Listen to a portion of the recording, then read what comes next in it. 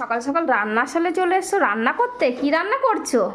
হ্যাঁ, ফুলকপিটা শুধু সিদ্ধ করছি নুন হলুদ দিয়ে। বাবা তোমার এই দেখো, কাজটা এগিয়ে রাখছি। বাবা দেখেছো, বাবা বাবা বাবা বেবির মা কত কাজ করছে দেখো। বাবা তোমরা দেখো সকাল সকাল কত কাজ করেছে। এইদিকে দেখো মাছটাকে নুন হলুদ মাখিয়ে ফ্রিজ থেকে বের করে গুছিয়ে রেখেছে। এখানে পেঁয়াজ কেটেছে, টমেটো, আর আজকে কুলের টক হবে, কুলের টক খাবে। আর এদিকে দেখো ফুলকপির আলু কেটেছে, আর এখানে উনি কুলেখাড়া দিয়ে মাছ দিয়ে একটা পাতলা ঝোল হবে, আবার কুলেখাড়া সেদ্ধ হবে। আর এটা কি শাক? এটা আলু শাক। দেখো কত সুন্দরভাবে কেটেছে আমার মেয়ে।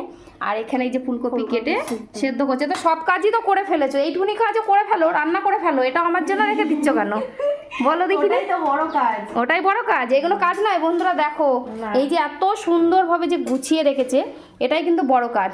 গুছানো থাকলে রান্না করতে কিন্তু বেশিক্ষণ লাগে না। তো এই হচ্ছে আজকে সব কাজ এই বেবির মা করেছে, বুঝলে?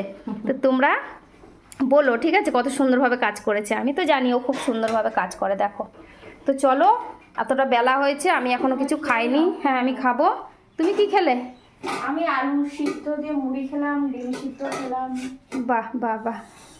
আর আর খেলাম। আর কি খেয়েছো? ড্রাই ফ্রুট খেলাম। ওরে বাবা, এত কিছু খাওয়া হয়ে গেল? হ্যাঁ। আচ্ছা আচ্ছা, ফল কখন খাওয়া হবে তাহলে? ফল খেতে গেলে আর দুধ খেতে গেলে গায়ে জ্বর নাকি? এ দেখো গরুর দুধ আনছি 500 করে, তো এই যা হোক করে জোর করে একটু খাইয়েছি। এটা এখনো আছে, এটা বিকেলে খেয়ে নিবি। হ্যাঁ ঢুকিয়ে দাও। ঠিক আছে চলো। হ্যাঁ তুমি খেয়ে নাও। হ্যাঁ হ্যাঁ আমি খাবো। চলো, সব কাজ গুছিয়ে দিয়েছে, এখন আমি শুধু একটুখানি টিফিন করব, করে এবারে রান্নায় যাব। ঠিক আছে চলো টাটা। একটু বাটাটা বের করো, আমি পাউরুটি খাবো।